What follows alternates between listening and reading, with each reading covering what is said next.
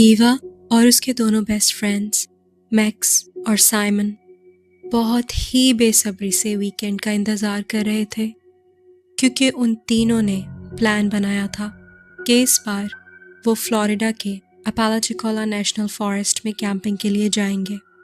ईवा बहुत ज़्यादा एक्साइटेड थी क्योंकि वो उन दोनों के साथ कैंपिंग के लिए पहली बार जा रही थी। लिहाजा सैटरडे नाइट वो कैंपिंग की साइट पे पहुंचे। तीनों दोस्तों ने आपस में खूब हंसी मजाक किया और रात गए तक एक दूसरे को हॉरर स्टोरी सुनाते रहे। ईवा बहुत एंजॉय कर रही थी। कैंपिंग पे बारबेक्यू का मज़ा ही कुछ और है। तुम तो आ ही नहीं रहे थे, कितना फोर्स करना पड़ा तुम्हें। अच्छा किया ना मैं तुम दोनों को ज़बरदस्ती ले आई, हमें लगा तुम रात में डर जाओगी। तुम दोनों से ज़्यादा बहादुर हूँ मैं। वैसे टू बी ऑनेस्ट, हम तीनों में से सबसे ज़्यादा डरपोक तुम ही हो। यहाँ एक रात गुजार लो, फिर मानेंगे तुम कितनी बहादुर हो।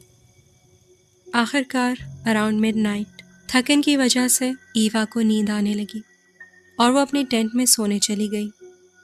ईवा के जाने के बाद मैक्स और साइमन भी अपने टेंट में सोने के लिए चले गए। बीच रात ईवा की आंख कुछ अजीब सी आवाज़ों से खुली।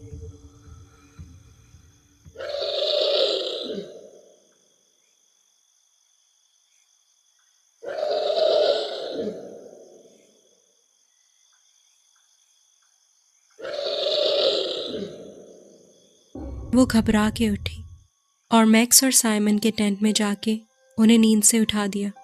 मैक्स, साइमन, उठो। मुझे जंगल में से कुछ अजीब सी आवाज़ आई है, क्या तुम दोनों ने कुछ आवाज़ सुनी?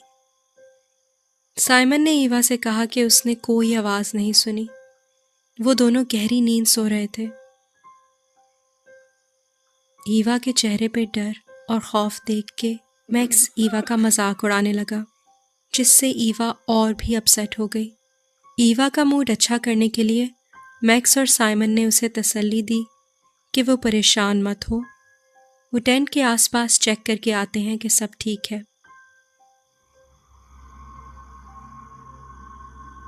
ईवा टेंट में उन दोनों के वापस आने का इंतज़ार कर रही थी। जब आधा घंटा गुजरने के बाद भी वो दोनों वापस नहीं आए तो ईवा की घबराहट और भी बढ़ गई। ईवा ने उन्हें कॉल करने की कोशिश की, पर सिग्नल्स वीक होने की वजह से उन्हें कॉल ही नहीं मिल रही थी। हिम्मत करके ईवा ने उन्हें बाहर जाके ढूंढने का फैसला किया। हर तरफ गुप अंधेरा और खामोशी थी और ईवा की डर के मारे हालत ख़राब हो रही थी। साइमन, मैक्स, अगर तुम दोनों मेरे साथ मजाक कर रहे हो ना तो सोच लो, फिर मैं भी तुम दोनों को नहीं छोड़ूंगी। गाइस कम आउट, ये जो भी है बहुत घटिया मजाक है, प्लीज।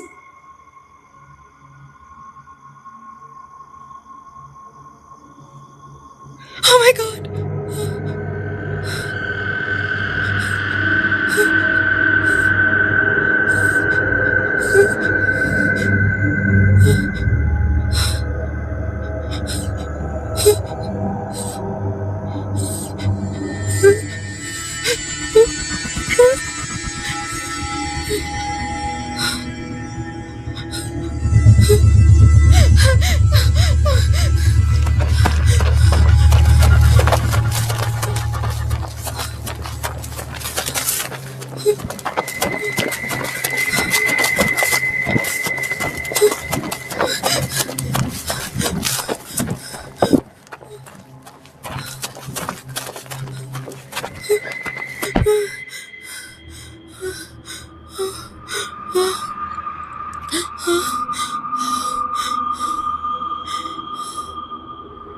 ईवा ने तेज गाड़ी चलाना शुरू कर दी ताकि कैसे भी करके वो वहां से निकले। उफ, काश हम यहाँ ना आते, क्या जरूरत थी, ये मेरा ही स्टूपिड आइडिया था।